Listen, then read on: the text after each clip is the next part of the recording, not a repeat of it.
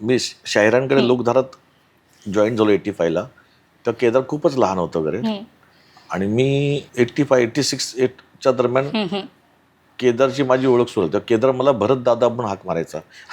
त्याच्याने माझ्या वयात 7-1 वर्षाचा फरक आहे. तुम्हाला भरत दादा म्हणून हाक मारतो. मग ते भरत दादाचा भरत्या कधी जाऊ त्याला मलाही कळलं नाही, त्यालाही कळलं नसेल. पण केदार छान लिहायचा. शाहिरांचा नातू असल्यामुळे त्याच्याकडे ना खूप इम्पॅक्ट आहे शाहिरी साबळेंचा.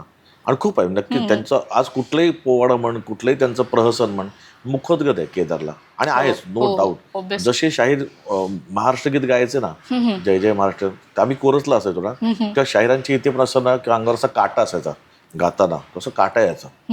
सेम केदारच्या होतं. केदार पण गायला समोर उभं राहिला की त्या मागे पण असं इथे कसा काटा येतो अंगावर गाताना. ते असे गुण आहेत बऱ्यापैकी जे ऑफकोर्स आजोबाच असल्यामुळे ते. मग ते केदारचेच ते आजोबा राहिले नाही, नकळत ते आमचे आजोबा झाले. आणि घरच्यासारखं मला तिथे खूप वागणूक मिळाली. सगळेच म्हणजे संपूर्ण फॅमिली. अंकुश आणि केदार ते एका वर्गात एका शाळेतले विद्यार्थी. मग अंकुश पण हळूच जॉईन झाला. मग आम्ही गप्पांमध्ये मग हे करूया, मग आपण एकांकिका स्पर्धा करूया का. मग आम्ही शाहीर साबळे प्रतिष्ठानच्या नावाने एकांकिका स्पर्धा करायला लागलो.